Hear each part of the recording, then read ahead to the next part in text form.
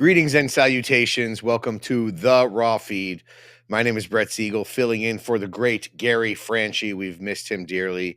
And folks, we are live right now, streaming to millions worldwide on YouTube, plus our warriors on Rumble and X. Now, I always broadcast to you live from my safe space down here in Northern Florida, where I'm always free from your bigotry, racism, hatred, microaggressions, patriarchy, and your rubber baby bunker busters. Now, this is week 22 of Donald Trump's return to the White House, and what an incredible week it has been. And this is crazy. We're seeing history unfold right before our eyes. Now, before we dive into today's explosive topics, I need you to do something critical. Text this stream to everyone you know. We need to bypass big tech's algorithm. And for our ex viewers, hit that repost button and share it with your followers. We need every patriot watching what is about to unfold. What makes the Raw feed different than any other show is that we don't just talk at you, we talk with you. Your reactions in the live chat drive this show. We want to hear what you have to say about today's bombshells, and we will be featuring your super chats on Rumble Rants on the screen between segments for the world to see. Send them right now. Yes, even before we begin, you could be a part of history. Now, you want to show off your favorite news source? Check out our merch shop at shop.nextnewsnetwork.com. The link is in the description. Rock that Next News gear and let everyone know that you are awake and aware. Not woke, awake. Big difference. If you want to support this show privately, if you believe that what we're doing here is important, those donation links are in the description. Head to donation links in the description. Every dollar helps us fight this information war. And here's something special. Become a YouTube channel member. Try it. What have you got to lose? Every level has its own perks. You get special acknowledgement in the chat room, exclusive access to the Next News team, behind the scenes uploads, and our members only 24/7 Discord chat. I've been there. It's a hoot. It's a great time. Join the inner circle of patriots who make this show possible. Now, on this day in history, in 1950, President Truman ordered U.S. forces into Korea without congressional approval, launching America into its first undeclared war. Sound familiar? And today, we're going to expose how NATO is pushing for another endless conflict while Trump offers the only real path to peace. The military-industrial complex thought they'd get another blank check, but Trump's mineral deal with Ukraine threatens their war profits. If you want to support independent journalism that tells these truths, hit those donation links in the description. Every dollar helps us win the information war. Today's show is a knockout punch to the establishment. We will reveal how the Supreme Court justices handled Trump's unlimited power to support his agenda. No more liberal judges blocking the will of the people, a clear mandate. Parents are celebrating the massive victory as the court rules that they can protect their kids from transgender, Transtifa indoctrination in schools. And NYC's radical mayor candidate refusing to denounce Sharia law while crime terrorizes the subway.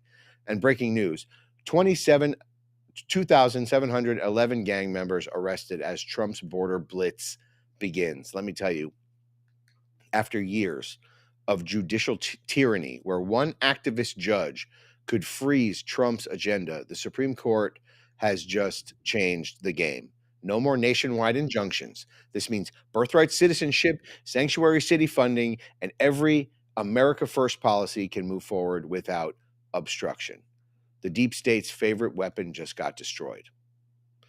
Parents across America are breathing easier tonight after the Supreme Court ruled 6-3 that religious families can opt their children out of LGBTQ materials in schools. No more forced indoctrination. Meanwhile, in New York City, Socialist Muslim Strange Alliance candidate Zohran Mamdani is promising to defund the police while women fear for their lives on the subway. We've got shocking footage that you won't see anywhere else.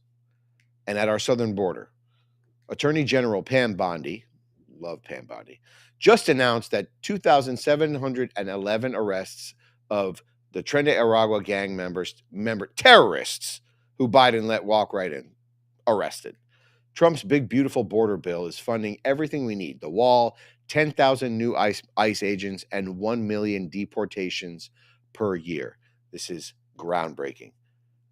This is the raw feed where truth meets action, where your voice matters, and where we expose what they don't want you to know. Now, buckle up, Patriots, because it's time to welcome you into the chat room. Let's check this out. Hi, everyone. How are you all doing? Show us some love. Tonight's my last night for the foreseeable. We're gonna be rocking and rolling.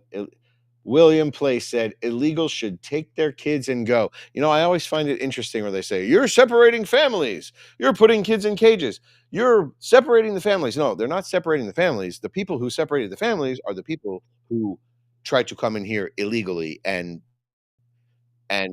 tried to make a mockery of our basic laws. Doesn't work in any other country, and it seriously shouldn't work here. East Dallas said, "Gonna miss you. I'm gonna miss you too. Believe me, I'm gonna miss you." DBDB said, "Brett," with some awesome emojis, like some of these. Thank you. I appreciate that. Robert Lockhart said, "We thank you, Brett, and I thank you too so much for tuning in this last couple weeks. It's been it's been a great pleasure of my life. I'm extremely happy to have been here to help you guys through the gnashing of teeth that has taken place while Gary has been gone. I understand we all miss Gary. I miss Gary too. He's going to be back on Monday. It's going to be business as usual. Gregory Heiss for Congress says, "You are totally correct, Brett. Let us know in the chat where you're running for Congress. I'd like to know. I appreciate that also. Know you'll be here much longer." Pothead Kenny says, "I know you will be here much longer doing more." Let's cross our fingers. Let's hope so. We can pray on it tonight. I certainly will be. Mrs. Pothead Kenny says, "We love you. Brett did an awesome job. We will miss you, Mrs. Pothead Kenny. I'm going to miss you too. And it's been a pleasure interacting with you in the Discord." All right. Let's go to our trivia question. Which landmark Supreme Court case first established parental rights in directing their children's education? A. Brown versus Board of Education. B. Wisconsin versus Yoder. C. Pierce versus the Society of Sisters. D. Tinker versus Des Moines. Show us what you got in the chat. Get all your answers in. We're going to be addressing this question towards the end of the show. I'm pretty sure I know which one it's not. I'm not sure which one it is, but I'm pretty sure I know which one it's not. Okay, picture this. An independent journalist flies to the Netherlands, gains access to NATO's inner sanctum, and prepares to ask one question that would expose the entire operation. The question corporate media would never dare to ask. A question about billions in weapons deals disguised as peace initiatives, about Ukraine's irreversible path to NATO membership, Putin's ultimate red line. But when the moment comes, the truth could finally confront power, something happens. The microphone never reaches him. The question goes unasked. We're going to get to that. Now, here's the hard truth. Every 6 years, your dollar loses half its buying power. That means $100,000 savings today could feel like $50,000 by 2031. And you see it every time you fill up your tank, buy groceries, or pay the bills. Prices are up, dollars are down. But there's a simple way you can protect the value of your savings with something real, something proven. Gold. An asset that holds its value over time, over millennia. That's why I trust Noble Gold Investments. When I make enough money to hire them, believe me, I will be going to Noble Gold Investments. They make it simple to protect your savings with physical gold or silver. No high-pressure sales, no call centers, just honest guidance, one-on-one support. And transparent pricing too. And right now, when you open a qualified account, Noble Gold will send you a free 10-ounce silver American flag bar as a thank you. Head to nextnewsgold.com today to learn more. That's nextnewsgold.com. Don't just protect your wealth, preserve its power.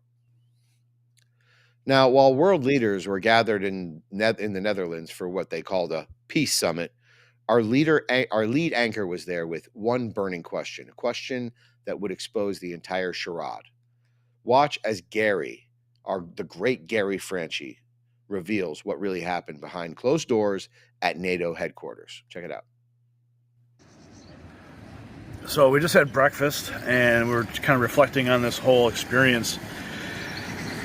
And I was kind of upset. Like, man, I came all this way and didn't get to ask my question. And my question revolved around the fact that here we have NATO and the European partners pledging billions more dollars to Ukraine and painting that as like this big, great thing. And then you have the head of NATO, Mark Rutte. I just learned how to pronounce his name correctly. Saying there's an irreversible path to bring Ukraine into NATO, right? That's the red line. That's the red line. That's one of the main things that Putin has been pissed off about. And I'm not a Putin apologist. I don't want to see these people fighting at all. But when you have Ukraine inching closer and closer to NATO membership, and you have Zelensky in the freaking family photos, like he's in every family photo. He's up on stage. He's begging for money. And it's like, so my question for Trump was like, if all this is happening and NATO's got all this stuff going on and they want to bring Ukraine in to spend more money, where's their path to peace? Where's their off ramp? There isn't one. It's just spend more money. Feed the military industrial complex. That's all it is. And that's all I heard in this entire trip was we need to spend more money, develop more weapons, and use this as an opportunity to continue to expand military influence. So my question for Trump was this. If they're going to pledge all this money and they're going to have all this endless war with no off-ramp, is NATO's path truly, is it towards peace or is it towards feeding the global military industrial complex? Which one is it? Because President Trump has a plan. Trump's plan was to introduce the mineral deal with Ukraine so that they could have a interest inside of Ukraine.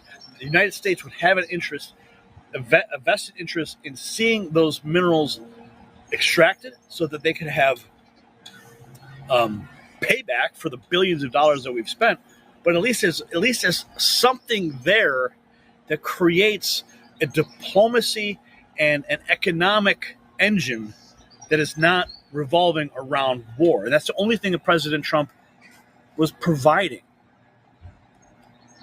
But all NATO was providing was more money for Ukraine, endless war, feeding the military-industrial complex with no path to peace. So which one is it, right? So as I'm sitting here thinking, like, man, that's the question I wanted to ask. And I shared that with a friend, and they're like, man, that's a question that nobody would ask.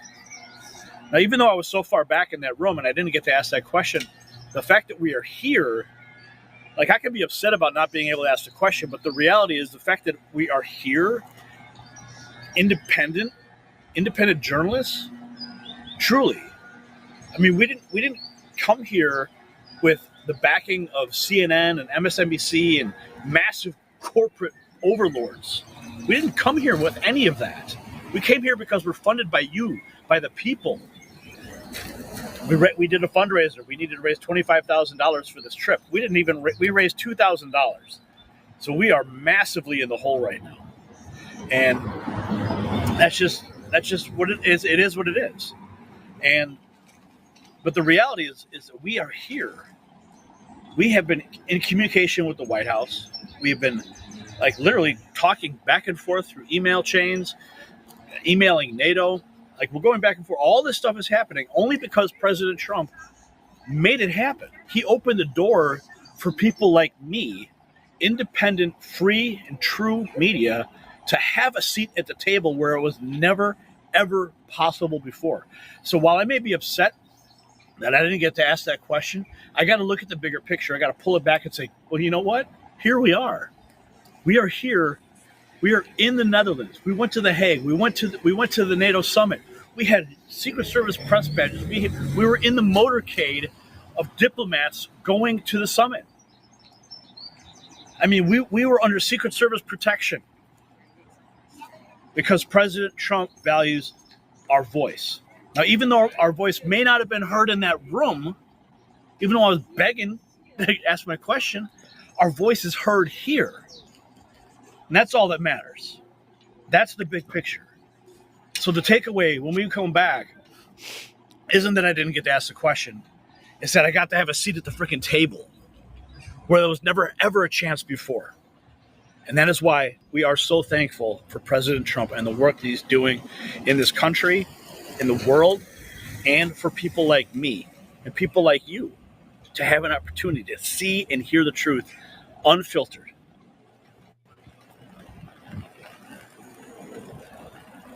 Got it. There it is, folks. The question that NATO did or didn't want answered, we don't know. But the fact of the matter is that we were there. And if there were ever a time to send in these super chats, drop them in there right now. This whole entire operation completely depends on you.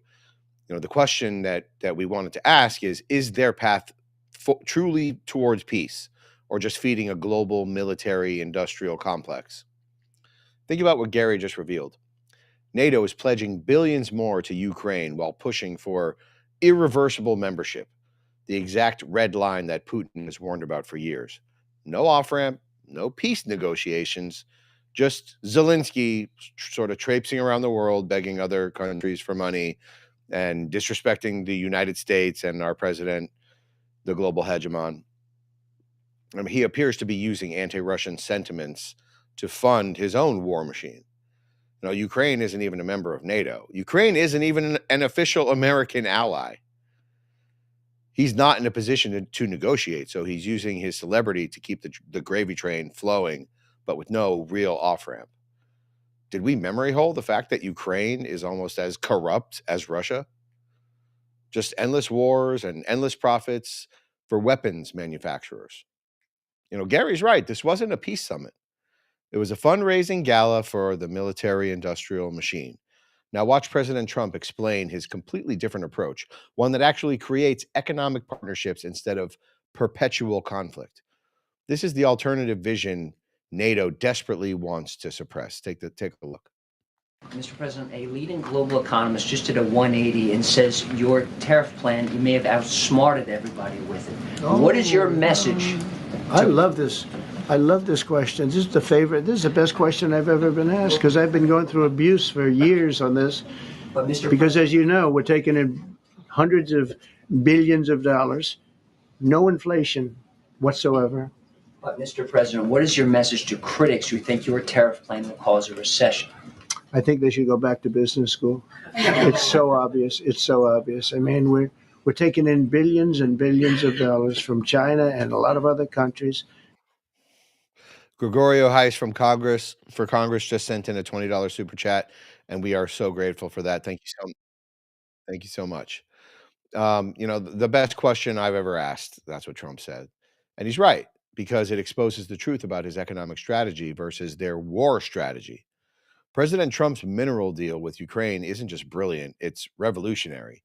Instead of sending billions for weapons that fuel conflict, he's proposing economic engagement that creates actual prosperity for both countries. Ukraine has trillions in untapped minerals. America needs those resources. There's no doubt about it. It's a partnership that will build wealth, not graveyards. But the warmongers hate it because peace doesn't pay their bills. Here's Trump making it crystal clear, promises made, promises kept. While NATO schemes for more war, he is delivering on every single campaign pledge. Take a look. The day I signed this bill into law, almost every major promise made in the 2024 campaign already will have become a promise kept. And that's very important. Promises made, promises kept. Every major promise from 2024 already becoming a reality. That's leadership, not war profiteering. And the economic impact of Trump's approach versus NATO's endless war machine? Treasury Secretary Scott Bessent lays out exactly what real diplomacy looks like. Pay attention to how different this is from NATO's approach. Look, Maria, this is what leadership looks like under President Trump. We've got peace deals, we got trade deals, we got tax deals, and in dealing with the world's second largest economy, we approached each other with mutual respect. President Trump set the table with a very important call with Party Chair Xi. They have a very good relationship. We had trade talks in Geneva. Toward moving toward the agreement in London. Part of the agreement was tariffs coming down and rare earth magnets starting to flow back to the U.S. They formed the core of a lot of our industrial base. They were not flowing as fast as previously agreed. President Trump and President Xi had a phone call, and then our teams met in London, ironed this out, and I am confident now that we, as agreed, the magnets will flow. In the meantime, we had put countermeasures versus the Chinese in place. We had held back the vital supplies for them. So what we're seeing here is a de-escalation under President Trump's leadership. All right, we've got de-escalation under President Trump's leadership. That's what terrifies the military-industrial complex. Look at the numbers Trump policies will deliver. 7 million new jobs, 3.1% economic growth, 15% tax reduction for typical Americans, and $13,000 more in take-home pay for families. Compare that to NATO's plans. Billions for bombs, no exit strategy, and American taxpayers footing the bill while defense contractors get rich. Take a look. And according to the Council of Economic Advisors, these reforms will protect or create more than 7 million jobs, add 3.1% to economic growth, reduce taxes for the typical American by nearly 15%, and increase take-home pay for the normal family of four by at least $13,000, and that takes place immediately. That's not bad, right? Look, I'm looking at that guy back there, right? That's pretty good. I'll tell you, historians are going to have a really interesting job in the way that they handle President Trump. After Jesus, he's turning out to be the most consequential person in human history. You know, the contrast between Trump and most world leaders couldn't be more clear. NATO offers endless wars with no victory conditions. When these people, nobody knows who these NATO people are. They're going to be lost in history. Trump is offering economic partnerships that create prosperity. I'm telling you, this man will be remembered until the end of time. NATO wants Ukraine as a permanent excuse to print money for weapons. Trump wants Ukraine as a trading partner that enriches both nations. One path leads to body bags. The other path leads to jobs. If you got value from this report, tap subscribe. My final thought is next.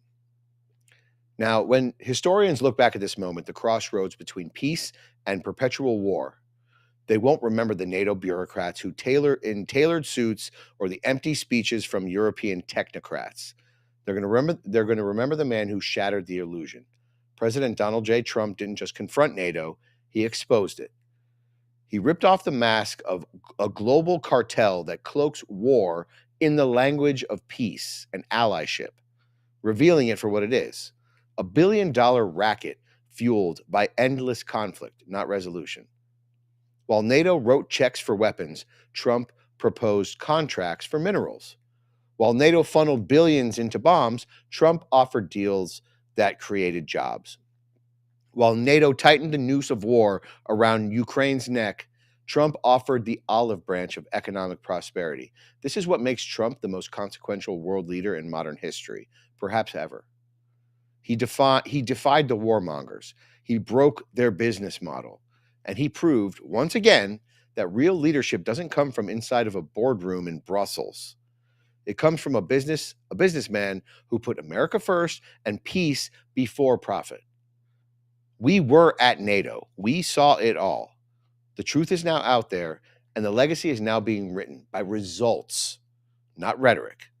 History will remember Trump not as a participant in global groupthink, but as the architect of a brand new doctrine: strength through sovereignty, peace through prosperity, and a total rejection of the war for profit model that has dominated our foreign policy for decades. This is not just consequential. This is revolutionary. It's a new day. And don't forget to check out our merch shop, link below. Wear your independence proudly. That's shop.nextnewsnetwork.com. Now let's check out the chat. Jose says, Trump and all of us will be remembered. Oh, yeah, baby. That's right. I absolutely agree with you. All right.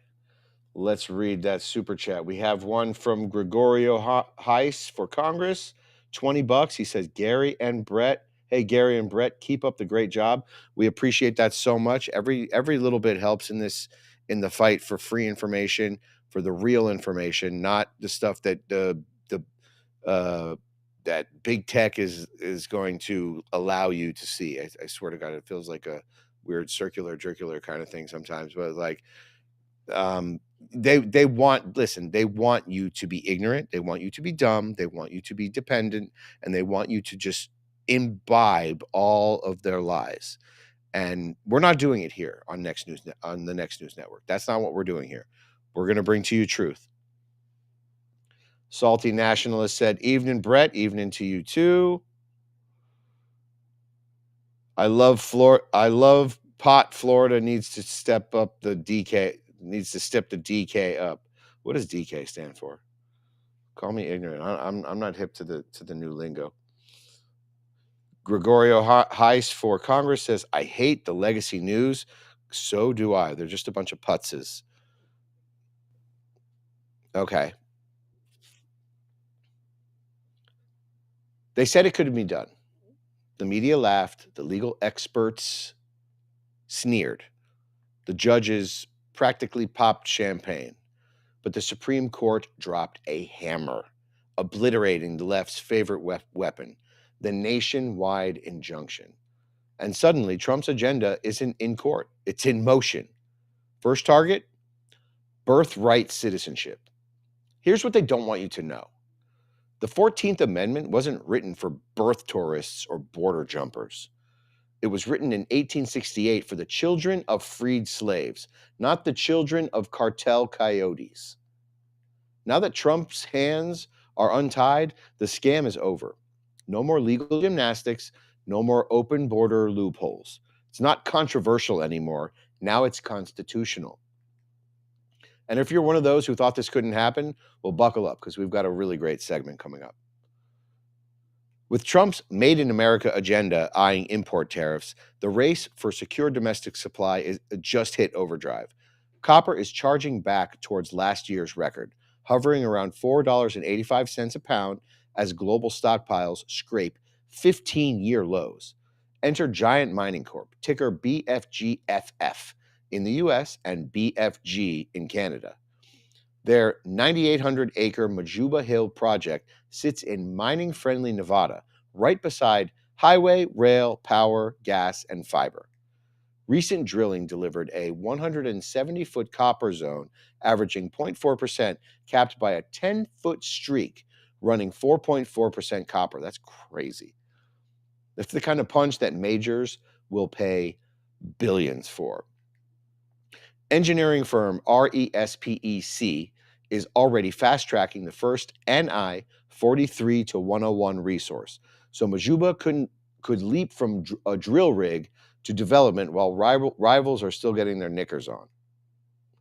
In a super cycle where projects that move fast win, Giant Mining checks every box. Discover more at giantminingcorp.com, on the OTC at BFGFF in the US and BFG in Canada. Now let's watch Senator Kennedy expose the entire judicial scam for what it really is: pure illegal lawfare. The Louisiana firebrand doesn't mince words about how federal judges literally invented their own power to stop presidents that they don't like. Listen to him demolish their fake authority with brutal honesty. Take a look. It certainly appears in many instances that this is continuing to be lawfare against the current president, and it's not supposed to be that way. I mean, the scales of justice are not supposed to tip politically one way or the other. Why do you think we're seeing what we're seeing against Trump? Well, both sides have abused it. And by it, I mean universal injunctions. The Democrats more than the Republicans, but both sides have abused it. And it's illegal. There's no basis for it in law. And I've just been waiting for the Supreme Court to do this. I mean, anybody who knows a law book from an LL Bean catalog knows that federal judges just made up this concept of universal injunctions. There's no basis in statute, no basis in Supreme Court precedent. There's no basis in English common law. They just made it up because they don't agree with what a president or Congress has done. You know, if they disagree, you know, I'm sorry. Fill out a hurt feelings report, buy a comfort rock. But they can't just say, I disagree and I'm putting the entire action by another branch of government on hold because I don't like it. And that's what they've been doing. And they're not the superior branch of government. They're an equal branch of nationwide injunctions, where a single federal judge can block a presidential executive order across all 50 states. They're constitutionally dubious. These sweeping rulings extend relief beyond the plaintiffs in a case, violating Article 3's limits on judicial power to cases and controversies. Critics argue they undermine the separation of powers by allowing one district judge to halt national policy, bypassing the executive branch and other courts. They also encourage forum shopping, where plaintiffs seek friendly venues to shut down federal actions. We've seen that a lot. Justice Clarence Thomas issued a stark warning in Trump versus Hawaii in 2018, stating, "These universal injunctions are legally and historically dubious. If their popularity continues, the court must address their legality." His message is clear. These injunctions distort the judicial role and dangerously centralize power. Until the Supreme Court settles this issue, expect more legal chaos and growing scrutiny of unelected judges making nationwide decisions from a single bench, thereby negating the mandate from America, thereby negating the Trump mandate. Listen to this. They tried everything. They shopped for judges. They filed in the most liberal, leftist, communist, socialist districts, and they thought they had Trump cornered. But watch what just happened when the Supreme Court delivered a knockout blow to this strange judicial tyranny, which only seems to apply when it's applied towards Republicans. This changes the entire game. Take a look. I was elected on a historic mandate, but in recent months we've seen a handful of radical left judges effectively try to overrule the rightful powers of the president to stop the American people from getting the policies that they voted for in record numbers. It was a grave threat to democracy, frankly, and instead of merely ruling on the immediate cases before them, these judges have attempted to dictate the law for the entire nation. In practice, this meant that if any one of the nearly 700 federal judges disagreed with the policy of a duly elected president of the United States, he or she could block that policy from going into effect or at least delay it for many years, tie it up in the court system. This was a colossal abuse of power which never occurred in American history prior to recent decades. And we've been hit with more nationwide injunctions than were issued in the entire 20th century together. Think of it, more than the entire 20th century, me. I'm grateful to the Supreme Court for stepping in and solving this very, very big and complex problem, and they've made it very simple. I want to thank Justice Barrett, who wrote the opinion brilliantly, as well as Chief Justice Roberts, and Justices Alito, Gorsuch, Kavanaugh, and Thomas. Great people. Let's face it, these are communist, socialist, activist judges who are trying to undermine the mandate that we, the American people, have elected to happen. Okay, this is a constitutional crisis. You know, the Supreme Court just gave a monumental victory for the Constitution. No more judicial dictatorships. You know, they accused Trump of being a dictator. Trump was elected, duly elected. He is our duly elected president, and what he's doing, that's what we elected him to do. But Trump has been unleashed by the Supreme Court. Now think about what Trump just revealed. More nationwide injunctions against him than the entire 20th century combined. You know, Shakespeare said it best. Doth protest too much, methinks. Okay? They are so up against him. They want so badly for him to be shut down. There's got to be something to it. Liberal judges turn themselves into these mini dictators, blocking the will of 75 million Americans with the stroke of a pen. That's simply not right. And even CNN is admitting that Trump is winning. Paula Reed gives the truth about Trump through some serious resting bitch face. Take a look.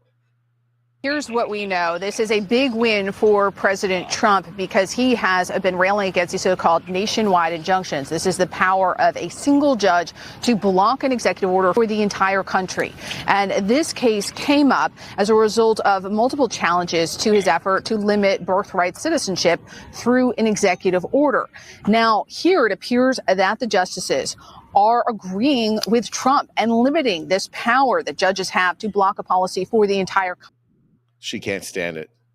She's so mad. She's so utterly mad right now. You mad, bro? One radical judge in San Francisco could freeze immigration enforcement for the whole country.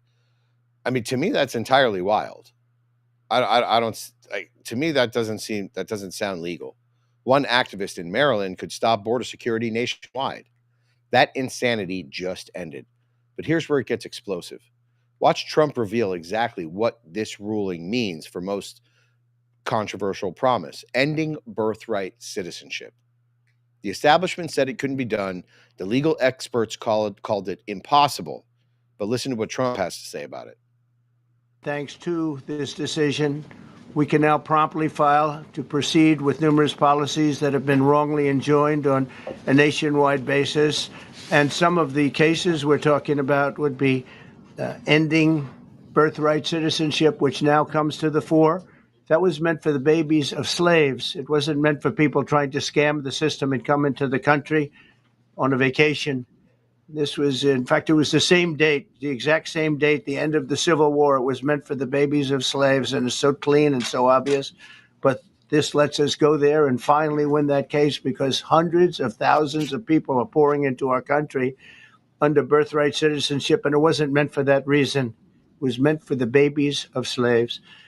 So thanks to this decision, we can now properly file to proceed with these numerous policies and those that have been wrongly enjoined on a nationwide basis, including birthright citizenship, ending sanctuary city funding, suspending refugee resettlement, freezing unnecessary funding, stopping federal taxpayers from paying for transgender surgeries, and numerous other priorities of the American people.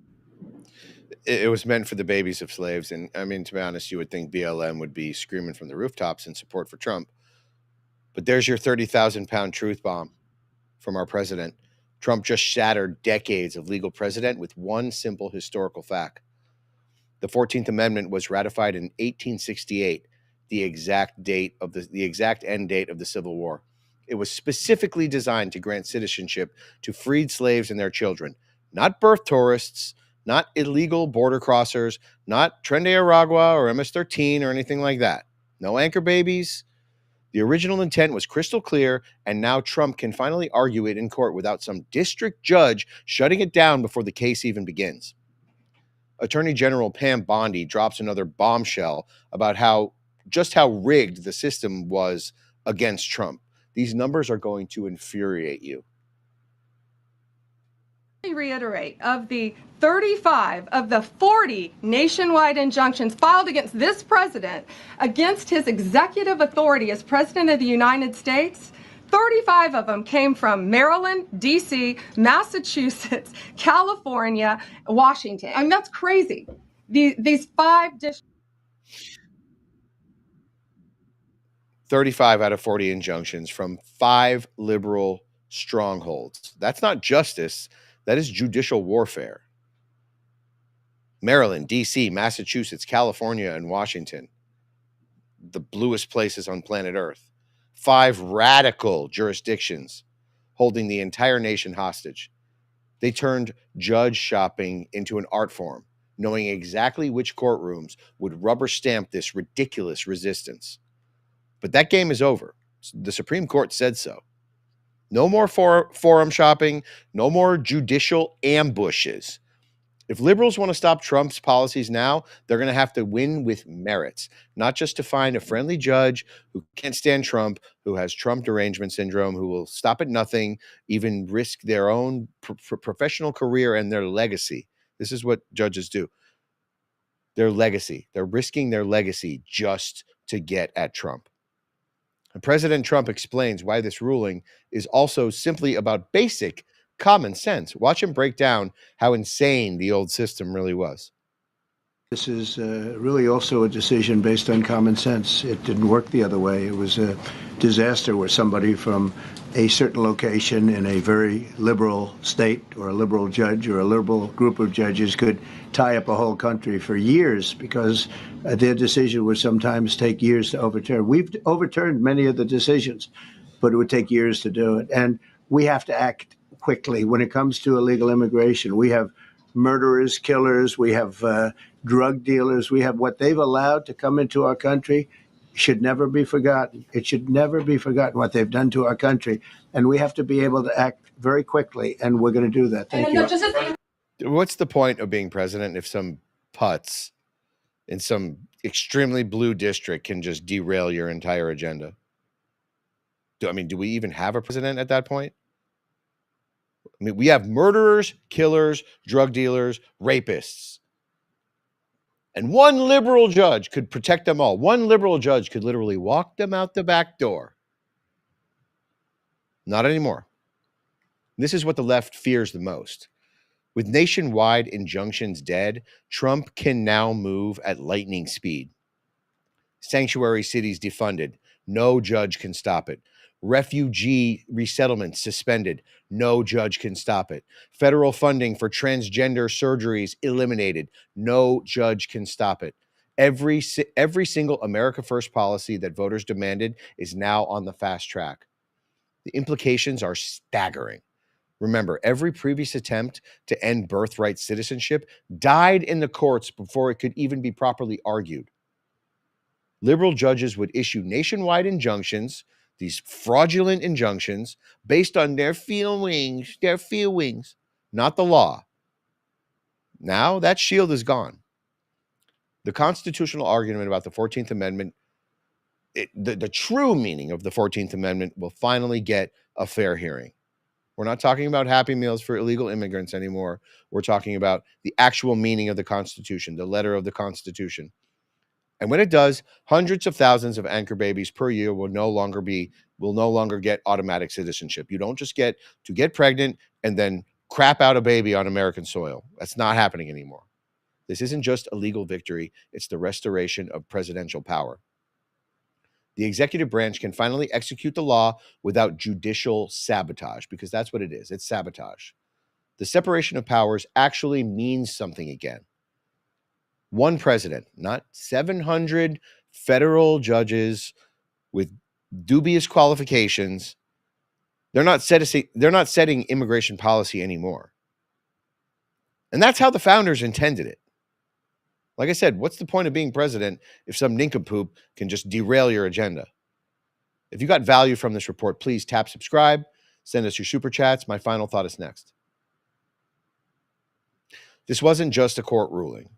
It was a sledgehammer to the foundation of judicial tyranny, because let's face it, that's what it is.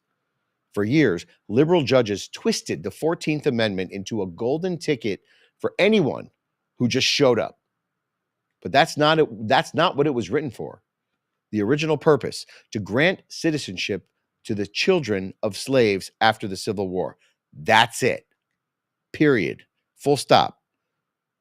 Not pregnant tourists trying to game the system. You don't just get to show up, crap out a baby, and then the whole entire family and all the extended family are now citizens. Because you can't separate families, right?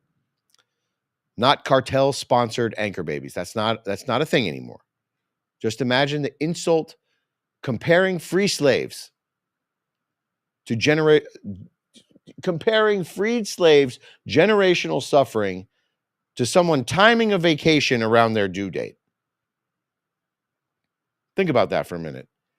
Imagine how insulting that is to the people who actually had to suffer through slavery. It's obscene. And Trump just literally said, not anymore. We don't do that anymore.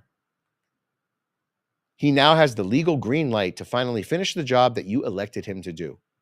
Sanctuary cities, they're going to be defunded. Border surges, they're going to be blocked. Citizenship scams, they're going to be canceled.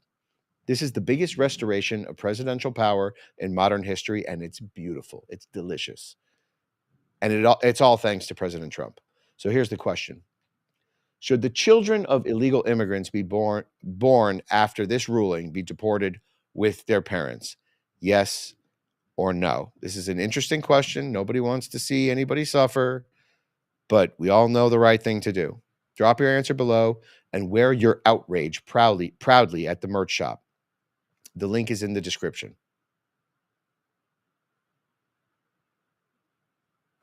Now let's check out the chat. Hi, everyone. How you guys doing? Lisa Marie says, no other country would accept citizenship on a baby that happened to be born on their land by foreigners. You are exactly right. It's insane, the double standard that we're expected to live by, when we all know. Listen, even in Mexico, our closest neighbor, even in Mexico, it is a part of their constitution that you cannot change the demographic of Mexico. That's in their constitution. We don't have a constitution like that. They literally have a racist constitution. Except they're sending them this way. Go figure. Go figure. A racist constitution, people are trying to flee. It's up to the parent, after all. The child is American born. Jose. Well, I say, listen, here's what I say. I say, if you're an illegal and your child is born here and your child managed to get birthright citizenship, which is not really a thing, well, if you get deported, what are you going to do? Leave your kid? No, you take your kid with you. No one's separating families except for the people who came here illegally. Those are the people who are actually separating the family. Trump is not separating families. The parents of the people who came here illegally, they are the ones separating themselves from their children. It's a complicated situation, but it just has to be that way. Okay. I don't agree to deport any American born unless born after the laws have been changed. You know, that is an interesting way to look at it. And I'm gonna pack that in my peace pipe and smoke on that, because what do we do? What do we do after years of this strange criminal activity that's been going on? What do we do with the people who have fallen through the cracks? I'm going to think about that. I'm going to give that some serious thought, and maybe I'll get back to you sometime. Congratulations, America. It turns out you can beat the groomers. Congratulations, America. It turns out you can beat the groomers in robes and the activists in the classroom. You know, for years, they told you to sit down and shut up while your kid got a crash course in strange gender confusion, complete with pornographic books, pronoun policing, rainbow cult rituals in kindergarten, drag queen story hour. If you object, well, then you're just a bigot.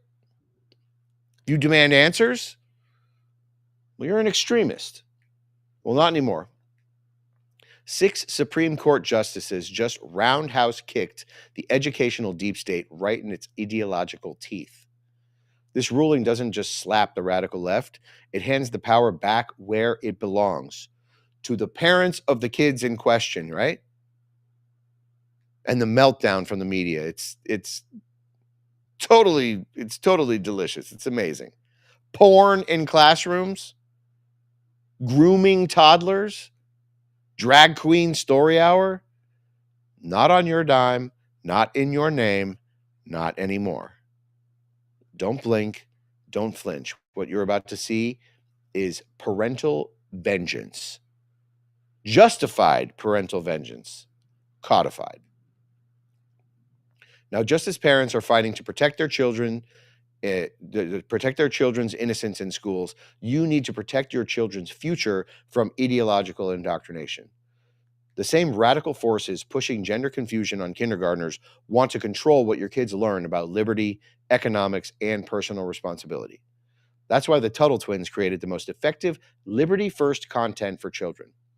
Their monthly magazine teaches kids real economics, constitutional principles, and critical thinking through engaging comics and activities. While schools push Transtifa propaganda, you can arm your children with the truth. Subscribe now for just $56 per year at TuttleTwins.com/next. Don't let them indoctrinate your kids. Teach them to think for themselves. Now brace yourself for what American parents are up against. Check this out. It looks like he's having a nice feast. She, her. Yeah, it's okay. It's all good. But it was not all good. Hi. I use she, her pronouns. I'm not sir. Oh, so sorry. Yeah, like it's like a knife in the heart. I did specifically ask ahead of time not to be called sir. Yeah, I'm just going to go. Okay. The Sweetwater starts at... Yes, okay. Sir? I'm so sorry. I apologize. It's just always like a knife. It always hurts every single time. I was wondering if there's a manager I could talk to about something that happened. Yeah, I was called sir. Oh, okay. It just really sucks every time it happens. Sorry about that. I don't need to be called ma'am. I just need to not be called sir, you know? Thank you. Did you call me sir? Hey, I just want to tell you that the person who gave me this called me sir. What? Called me sir. Oh. It's just like, it kind of just hurts a lot to get called sir.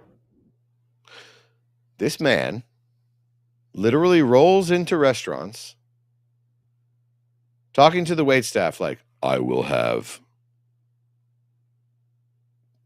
the peach schnapps.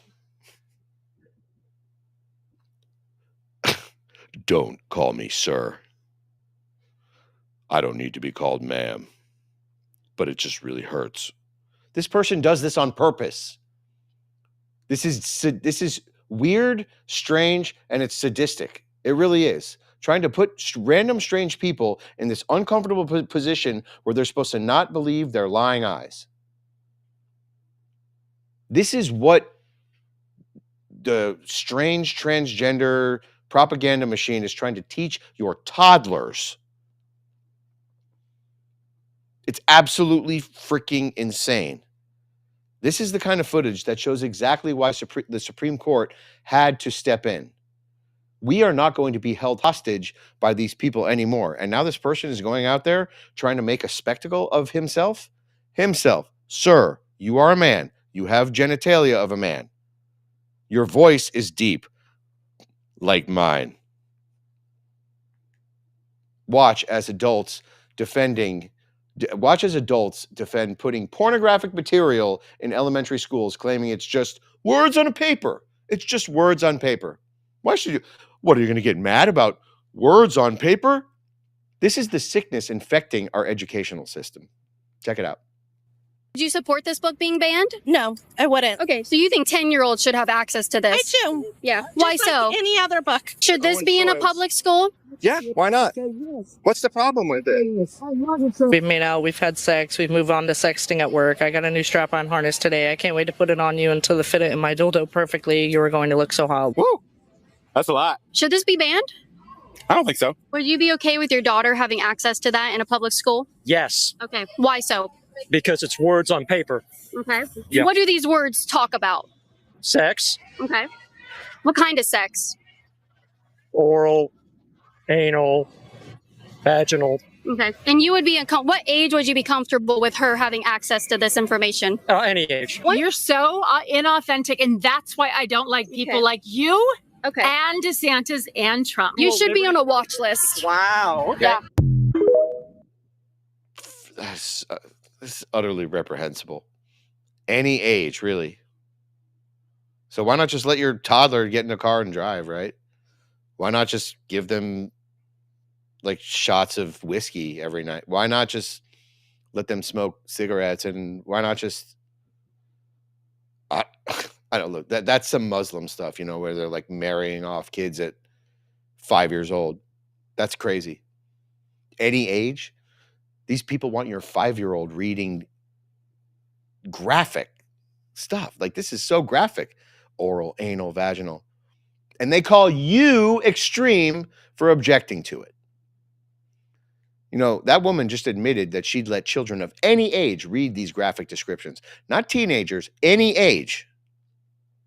Your kindergartner, your first grader. And when confronted with the actual content, not theoretical discussions about explicit sexual material, they double down on it. It's crazy.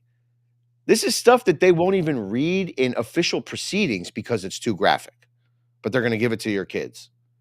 And this is who is running your schools. And this is why parents and the Supreme Court finally said enough. But it gets worse. Watch this teacher brag about training preschoolers, 3- and 4-year-olds, to reject biological reality. She's literally grooming toddlers to become activists for the trans agenda. If you want to know what it's like to be trans and work with children but not pass as the gender you identify with, let me tell you. I work with preschool age children, about 3 to 4 years old. I guess my boss sent out an email to like the staff and the parents of my room, letting them know that I'm trans and like what pronouns I identify with and stuff. My coworker is great. She has never misgendered me. And when I'm in different rooms, some of the kids will ask me like, are you a boy or a girl? Because my hair is kind of like a mid-length, but it's short enough that it applies to the kids' logic of like boys have short hair and girls have long hair kind of thing. On my first day in the room, one of the kids asked me how I'm a boy if I have this thing. And then she pointed at like her nose where my piercing is. I've actually had kids correct other kids on my pronouns, saying that he's not a she, he's a boy, and like correct other kids. It's so cute. I've seen parents correct their kids too. The other day I was leaving work at the same time as one of the kids, and she was talking about me to her mom, and she was like, yeah, like, no, but she doesn't, whatever. And then the mom was like, yeah, like, he doesn't do whatever, and like kept talking. And I was like, that's just so nice. No one's made it like an issue. We're still like having these conversations, which is literally the sweetest thing ever. Like on one of my like first days, one of the parents dropped off her daughter, and she asked me if her daughter had called me a girl the day before, because apparently, I guess, she had told her mom that. And I was like, no, they just call me my name, because we're usually talking to each other. And she was like, I'm sorry if she called you a girl. We have a lot of books at home. And I was like, that's so nice. Like, she didn't have to, but she did. I've just had such... Children are sponges. They're going to believe what the adults in their life tell them. This person should be banned from being around kids. This is like where forced sterilization comes into play. Like, this person should not be around kids. She should not have kids. Thank goodness in America, we don't actually do that. Of course, this place is the best country in the world, but she's bragging about brainwashing your preschoolers. This is child abuse. Child abuse disguised as education. And she admits it all. It's just wild. Like, this is like this is absolutely insane. Using 3-year-olds to correct other children. You know, they did that kind of thing in the Waffen SS. Training them to override their natural instincts about biological sex, creating an environment where toddlers police each other's language. Can you imagine like cancel culture in preschool? This is what they're doing.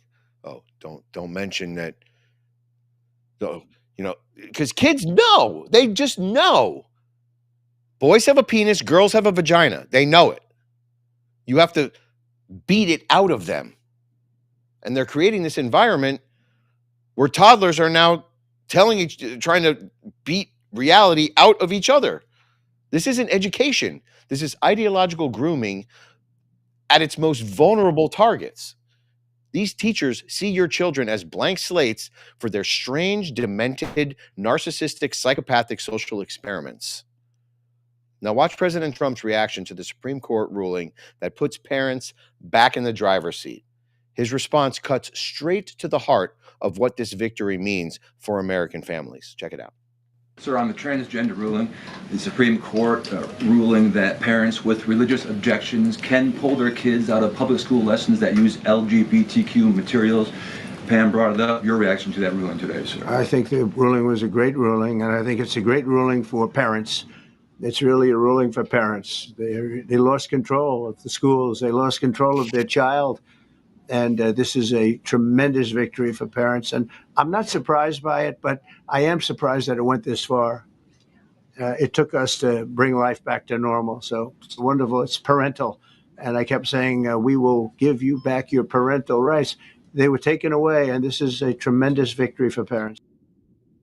There are parents who are locked up, who have custody removed from them for not affirming their child's alleged gender identity, which was basically beaten into them through this strange social contagion during these weird transgender experiments in public school. You know, the liberals want to make it clear, just like Adolf Hitler did.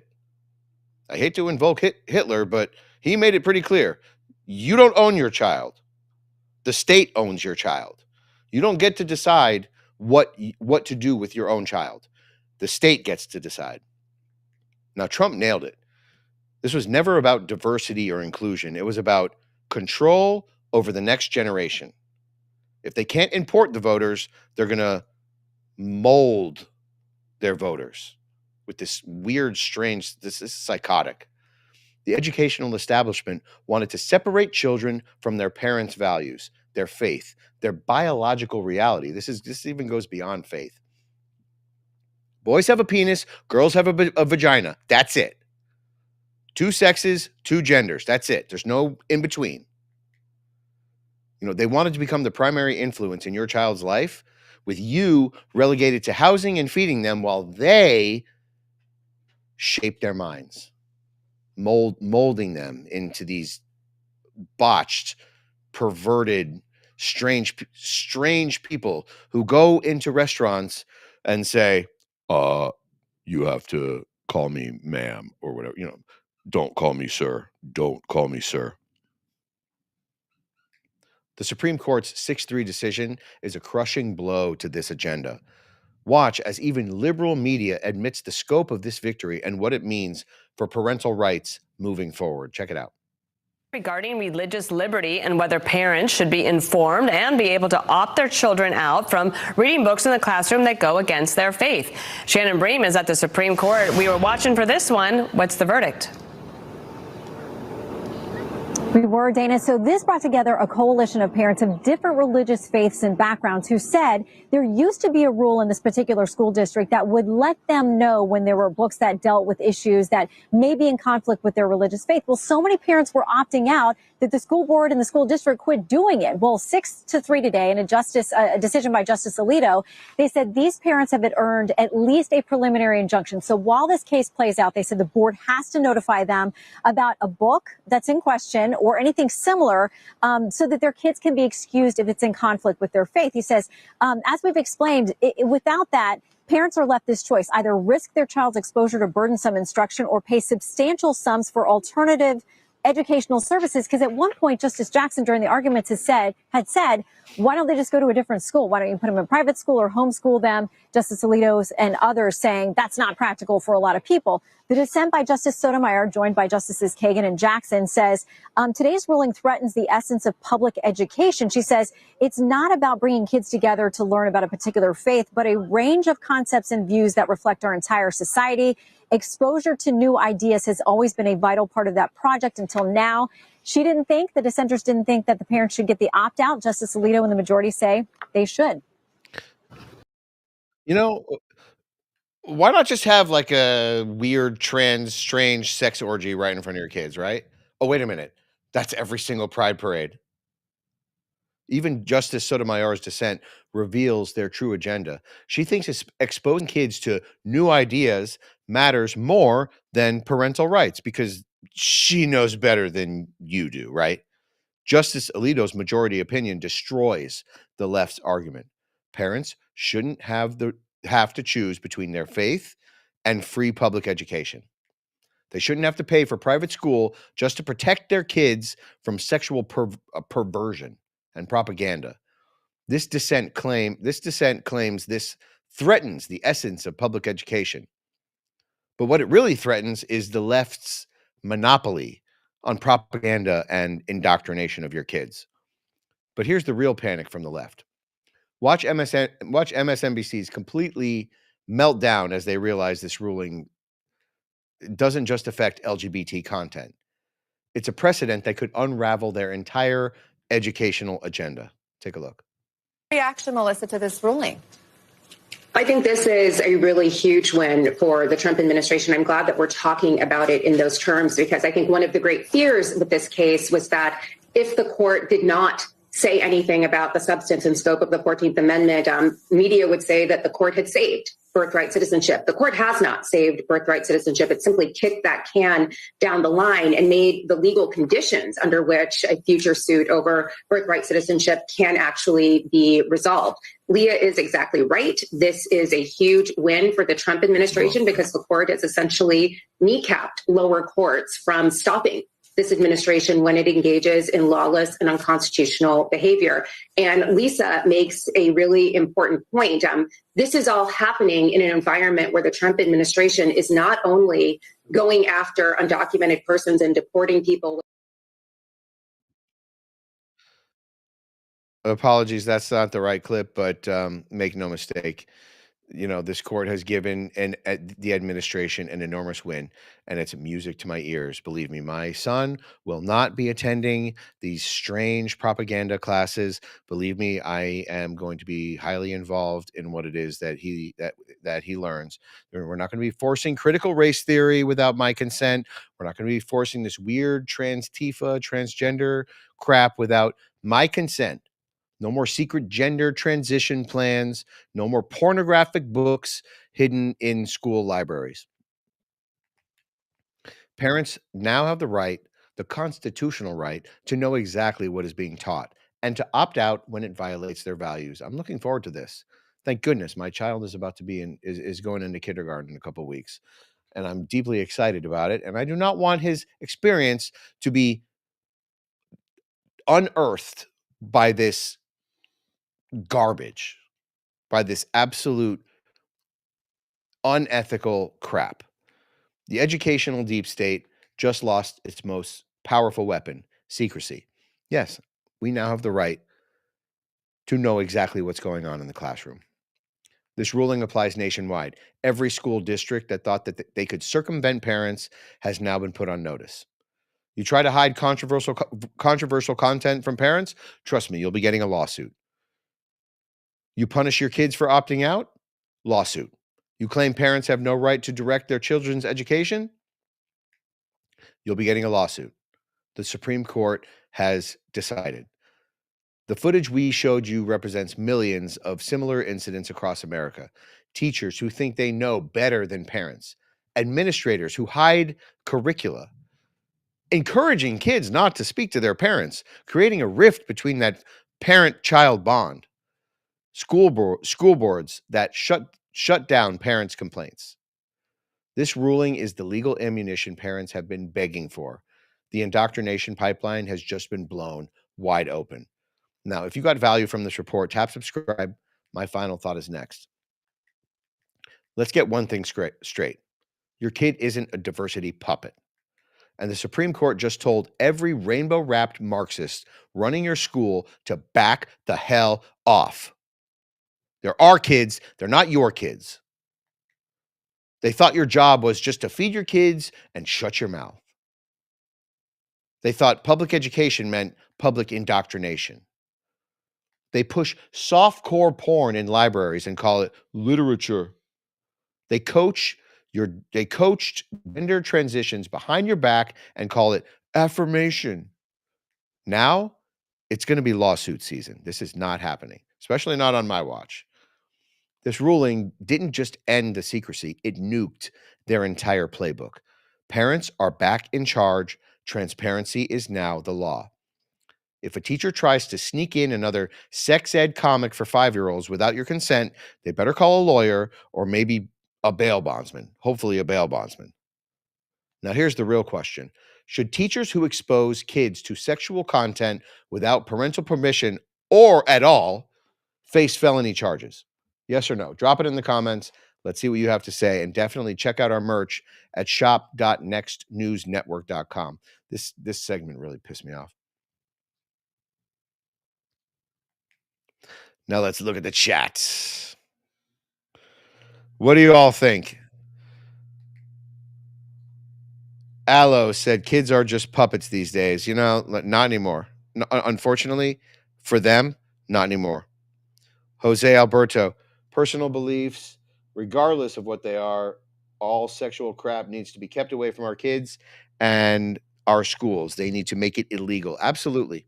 You know, sometimes I think, well, what if the parents agree? Let them do that on their own time. I mean, not really, but this should not be a thing in public school or any school as far as I'm concerned. I mean, to me, it's completely insane. Lotali to Truth said, this is just so sad that we're actually having to talk about this. I couldn't agree with you more. I am completely sickened. My stomach is churning right now. My son is about to go into school, and one of my deepest fears is that he's going to come home with some weird leftist, scum, brain rot, scum thoughts, and that we're going to have problems. I'm going to have to uneducate him. Duty to rebel. Parental alienation syndrome is weaponizing children against their parents or non-custodial patient. Libs do it the most. You are absolutely right. You're absolutely right. That is completely correct. And you see it all the time. You see it now. Kids coming home and they're saying, I don't want to talk to my parents. My parents are narcissistically abusive or whatever because they won't affirm that I'm like a transgender two-spirit furry who identifies as a black midget, right? Therefore, my parents are basically like Hitler. And then they go out on their TikTok and they say, my parents are like Hitler. They won't affirm my identity. Freaking insane.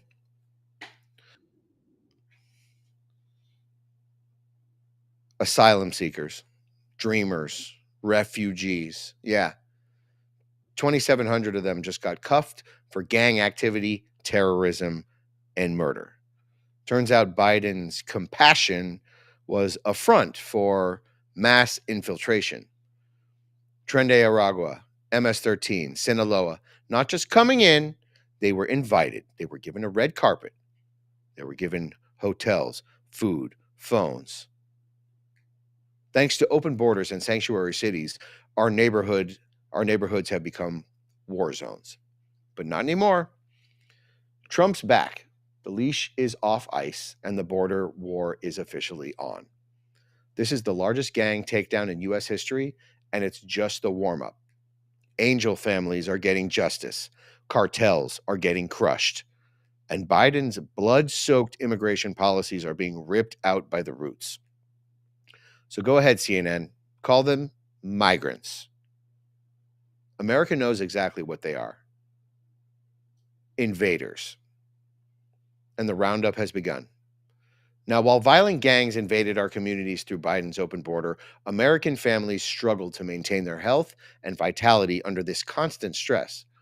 The same neglect that has led 2,700 TDA members to walk into our country also aged us prematurely through chaos and fear. But you can fight back against time itself. Ageless multi-collagen helps restore what stress depletes. firmness, hydration, and strength. With 5 types of collagen from 4 premium sources, it rebuilds your body's resilience. No GMOs, no hormones, just pure support for skin, joints, and hair. Every order helps feed hungry children through nokidhungry.org. Visit healthwithgary.com to pay for 51% off your order. That is healthwithgary.com. Now, this is what victory looks like. Attorney General Pam Bondi just dropped numbers that should terrify every criminal alien in America. Watch as she announces the massive gang roundup that's sending shockwaves through the criminal underworld. Check it out. Today marks 2,711 arrests on these terrorists and these gangs. Total arrest today with HSI investigations. And thank you, Stephen Miller. Thank you to Homeland Security. Thank you to everyone working hand in hand with the FBI on all of these transnational gangs. TDA has been a huge terror to our country, as well as MS-13, as well as Sinaloa cartels. No longer. 2,711 Tren Aragua gang members arrested.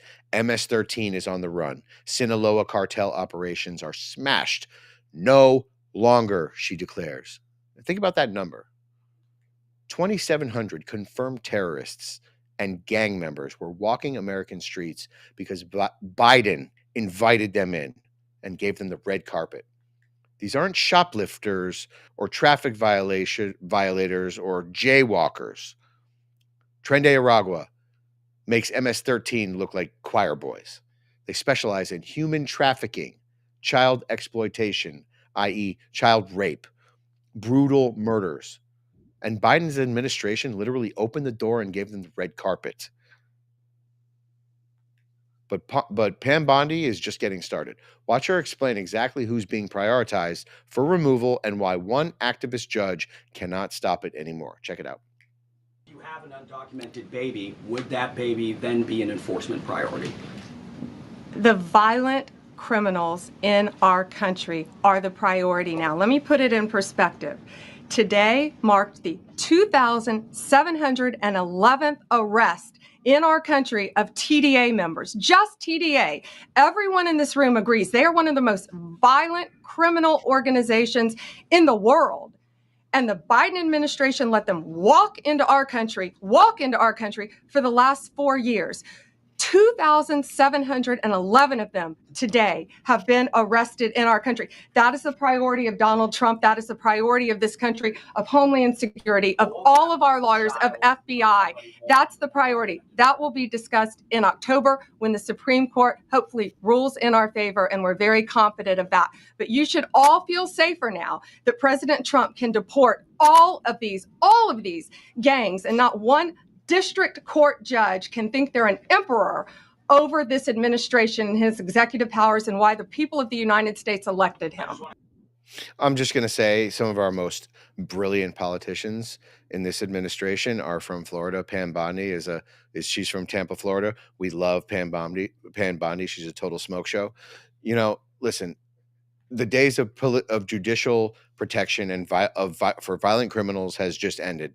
You notice how she shuts down the liberal reporter trying to shift the focus to undocumented babies. Remember how we discussed this earlier. Undocumented babies.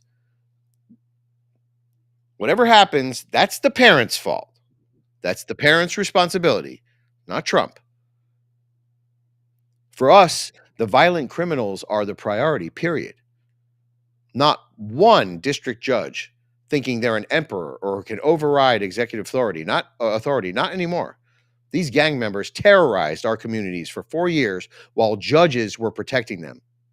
That protection racket is over, and that's what it is. It's a racket. Now listen to Border Patrol President Paul Perez explain why Trump's big, beautiful border bill is essential to finishing the job. His message to Congress is crystal clear. President Trump made promises that he's kept. Now it's time for Congress to back him up. We need to end the chaotic and recklessness that Biden allowed into this country. The millions of people that are out there we're going to get with this big, beautiful bill. We've got the funding, we've got the technology, we need everything in that bill to get it done so that no more families are victimized. And those that have victimized families, we can go get them out with ICE. Our officers and agents are not afraid. We're ready to take this fight to them, and we've been so because of President Trump's leadership. Thank you, sir. I couldn't help but notice his ethnicity. He appears to be Hispanic. As it turns out, border security has no race, gender, station, or creed. No more families are victimized. That's what this is about, protecting Americans from Biden's invited invasion. Now, Perez confirms what we all know. Border security agents are ready to fight. They've been waiting for the green light. For years, they've been handcuffed, forced to process these invaders instead of stopping them.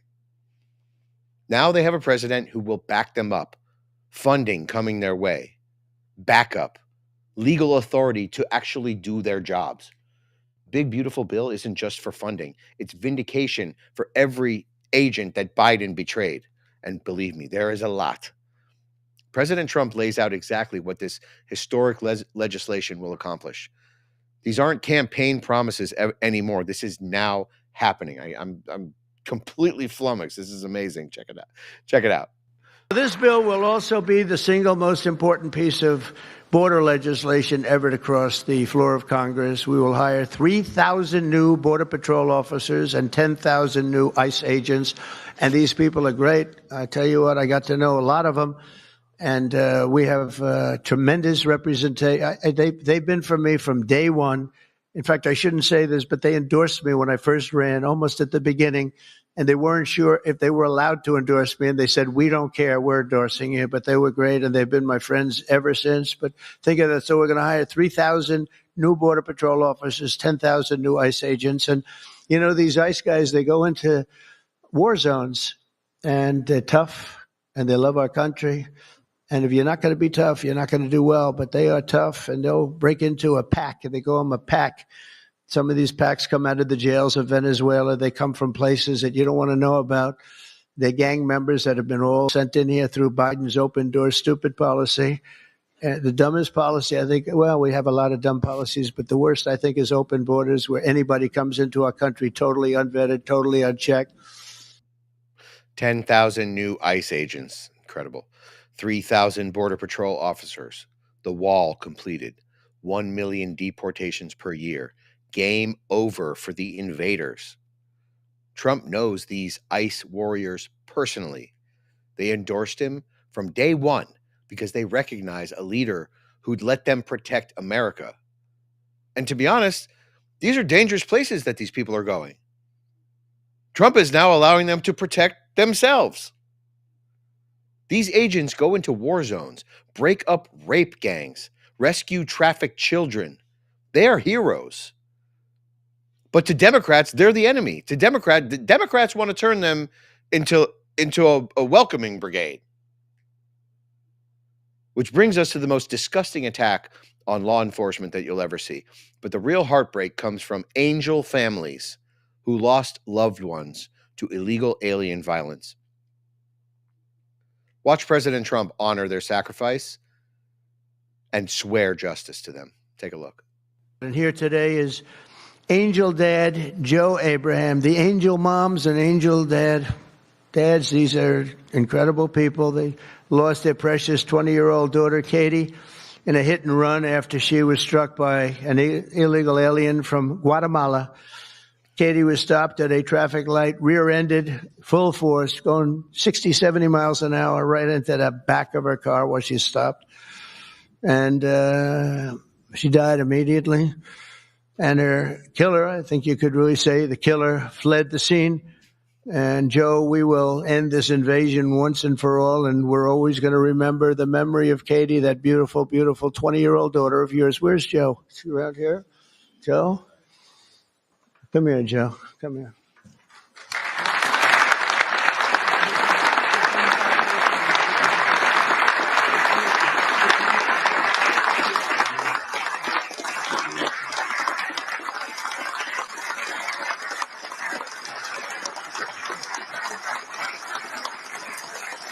Ah, boy, oh, boy, oh, boy. Thank you, Joe, very much. Also with us is Sarah Stewart from Kerrville, Texas, who lost her brother to the fentanyl epidemic that has inundated her small town. Our bill provides billions and billions of dollars to stop fentanyl and other illicit narcotics. Katie Abraham, dead at 20, killed by an illegal alien going 70 miles an hour. Her killer fled the scene. Now, this is Joe Biden's legacy. I was in an accident a couple years ago. An illegal alien totaled my car and nearly killed me. By the grace of God, I'm still here and able to speak to you today. But it was so close I could taste it. Joe Abraham's daughter was stopped at a traffic light when an illegal alien from Guatemala slammed into her at full speed. She was dead on impact. The killer ran. Sarah Stewart's brother overdosed on fentanyl that poured across Biden's open border. These aren't statistics. These are real Americans sacrificed on the altar of leftist policies. Their blood is on Biden's hands, and every single one of these leftist, communist, activist judges who protected criminal aliens, who literally ushered them out the back door, right out of court. Tom Homan has a message for the Republicans in Congress still dragging their feet on the big, beautiful bill. Watch Trump administration's borders czar lay down the law. This man is a total goat. Well, look, we got a lot of work to do. You're exactly right. Which, again, I want you to jump right. We need the big, beautiful bill. We need the funding for more agents. We need the funding for more beds. We need the funding for more transportation. We need the funding for more targeting. So it's imperative, especially right now. So for those on the Hill, I don't care. Removing national security threats, removing public safety threats in this country should be a nonpartisan issue. So get it done. We need the funds to get this done. Well, the good thing is President Trump, we got President Trump in the Oval Office. I can tell you, right after the election, we didn't wait till January. We didn't wait for the inauguration. Right after the election, I got together with a lot of smart folks to say, okay, we got a big problem we're going to deal with right after the inauguration on 2 million plus gotaways and all these special interest aliens that were released in the United States. So we started planning for this months ago. So day one of the administration, we're hitting the ground. That's why President Trump from day one said, we're going to concentrate on national security threats and public safety threats. And that's what we're doing.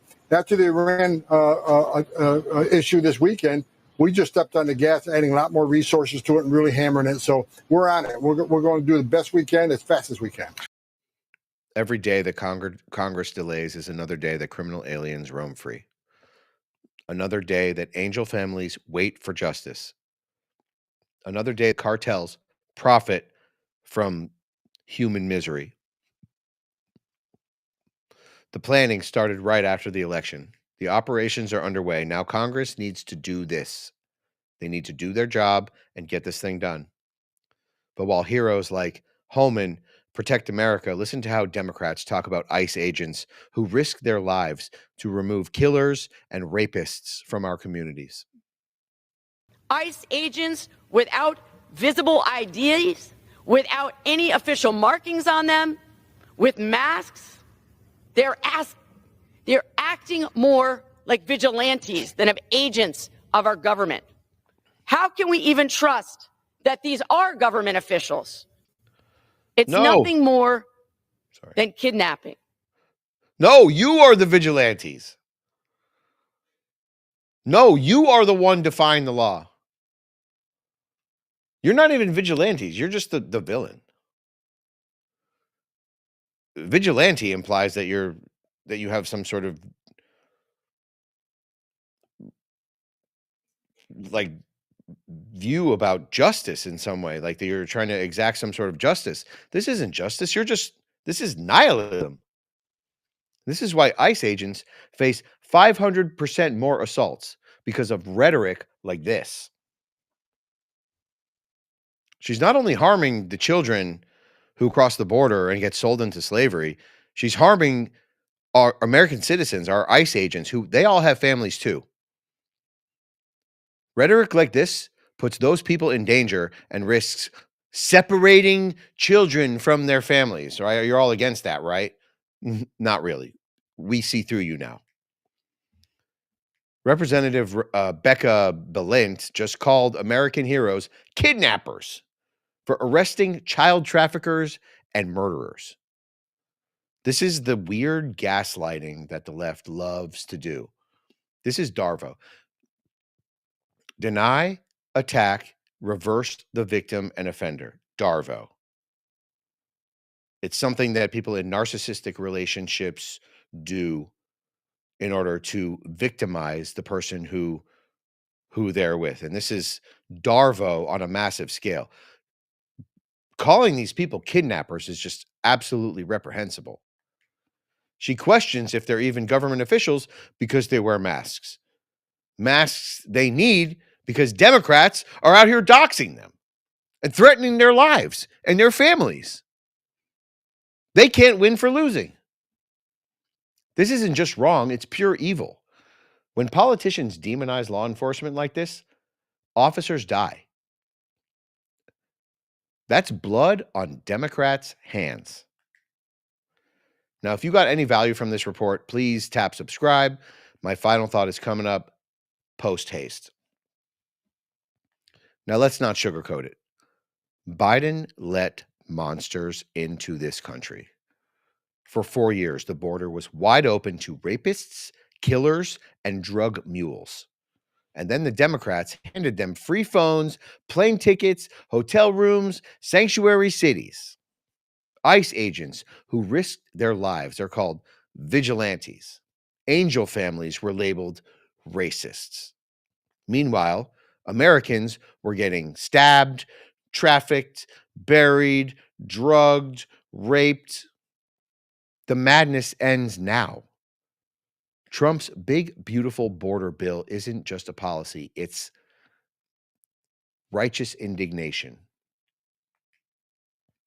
Thousands of new ICE agents, millions of deportations, a completed wall with a locked door. And remember what Trump said?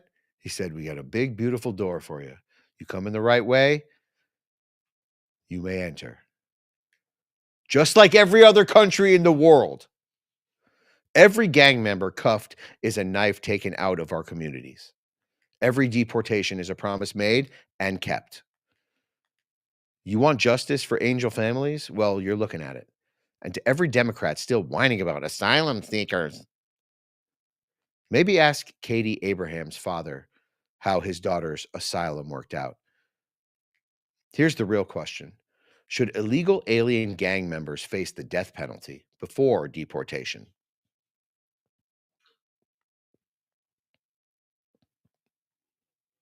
Yes or no? Drop your verdict as if you were one of these activist judges. Drop your verdict into the comment section. Let us know what you think. Personally, I say other side of the wall for you. But maybe they should face some real justice first. And if you're done playing playing defense, gear up at the merch shop, please. Shop.nextnewsnetwork.com. We're always putting new stuff on. We got new gear coming out. It's going to be great. Now let's hit the chat. Hell yes. Hell yes. We got a hell yes. We got a yes. We got a big yes. Okay. Listen, I'm not opposed to the death penalty. I'm really not. Listen, some people in this life, in this world, and this to me, this doesn't, like, I don't restrict this to America or any other country. Like, if you do certain things, you forfeit your right to life. You forfeit the game. You know, if this is all just one big game, you can forfeit your right to play. And when people rape and murder and kill, you forfeit. To me, a trip back, a free trip back to your home country,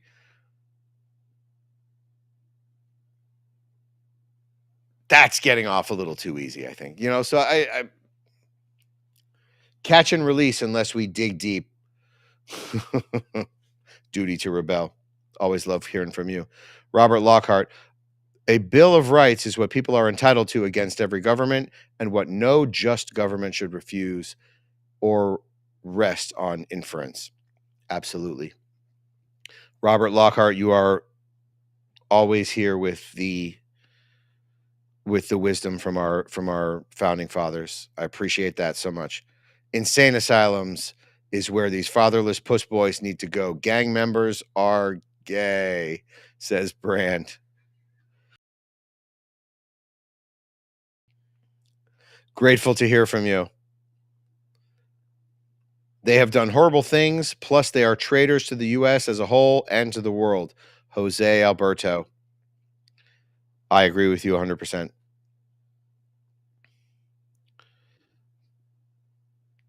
Sabrina says, Karen would remember. I'm grateful to you, to all of you, for sharing all of your thoughts in this chat. He says he's Trump's worst nightmare. I think we know who we're talking about now. No. He's quickly becoming America's worst punchline. Meet Zoran Mamdani, New York's socialist Muslim golden boy who thinks rent grows on trees, cops are the enemy, and Sharia law is just another cultural vibe, man. The tunes, bro. But watch what happens when someone dares to ask him to denounce a legal system that stones women and kills apostates. The panic, the dodge, the trained mob chanting like NPCs at a Bernie rally. This isn't just a bad candidate.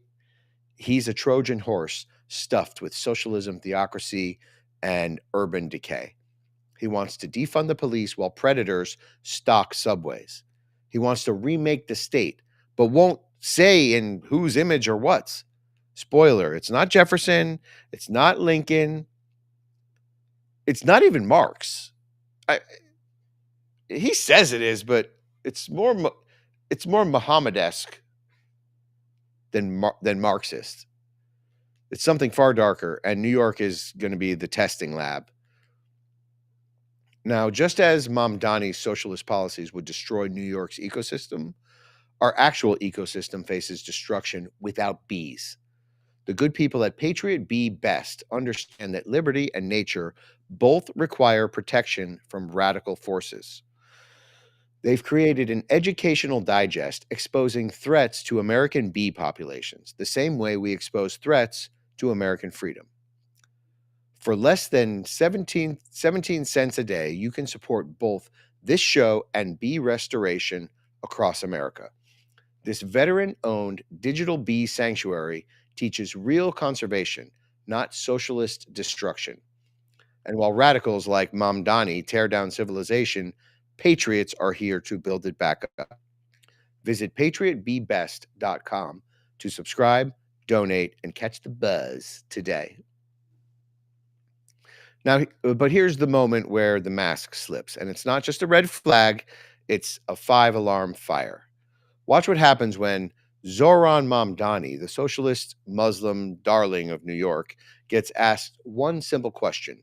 Do you denounce Sharia law? Take a look. What is Sharia law? This? I'm denouncing it though. I'm asking you. I am running. I know, but that's the point. If you're going to run for mayor, you have to denounce it. Do you denounce that? What is Sharia law? I come from a political tradition Donald Trump describes as the enemy within. We came here to remake this state in the image of our people. Sharia law. What is Sharia law? This? You denounce it though. I'm asking you. I am running. I know, but that's the point. If you're going to run for mayor, you have to denounce it. Do you denounce that? What is Sharia law? Palestine! Free Palestine! Free Palestine! Free Palestine! Thank you so much, brothers and sisters. It's pure insanity. Like, if anyone with 2 brain cells to rub together thinks that this guy doesn't know what Sharia law is, I've got a bridge in Brooklyn that I would love to sell you. You know, his answer, it's this weird deer in headlights pause, a smirk, a dodge, so rehearsed that it deserves a Tony Award. I don't know what Sharia law is. Please. You expect us to believe that the Marxist Muslim running for mayor of New York City has no idea what Sharia law is. That's not ignorance. That's a lie. That's called taqiyya. Taqiyya. Look it up. It's an Islamic doctrine of strategic deception to protect the faith and advance influence. And he's playing it like a pro to the untrained ear. Watch what happens next. His handlers and supporters immediately swarm in and start shouting, "Free Palestine."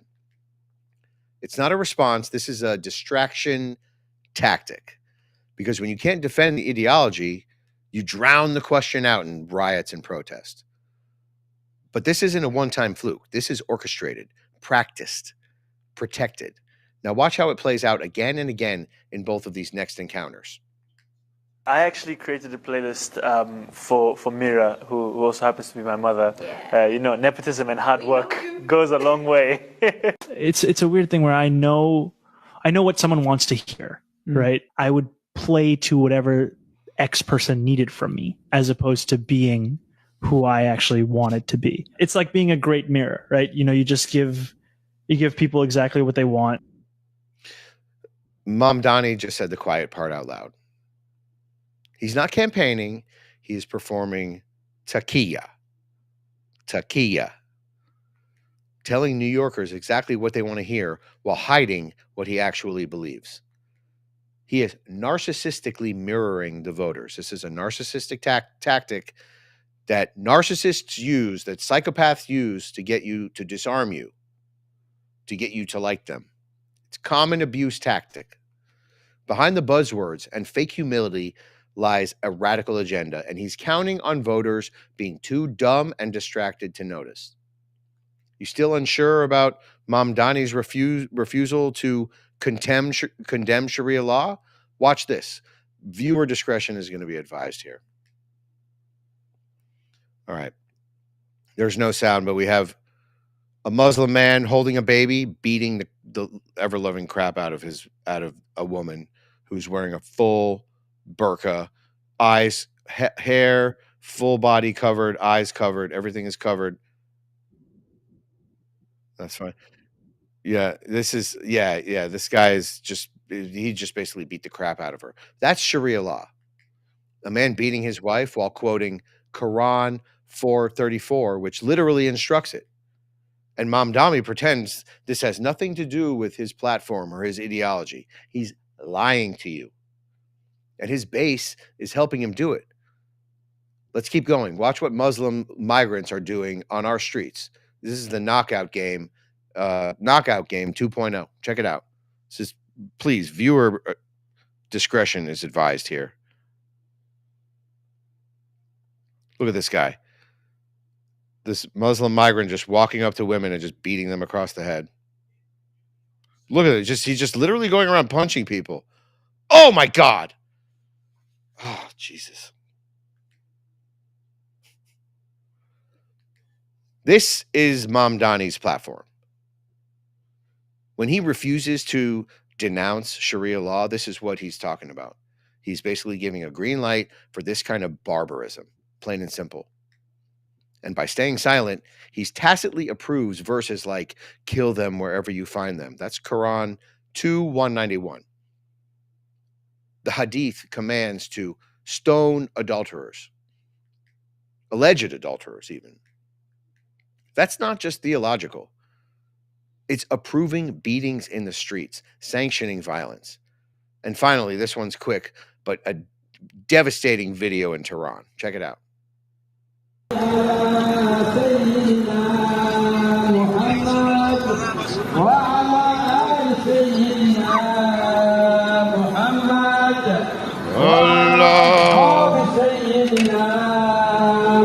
Allahu Akbar.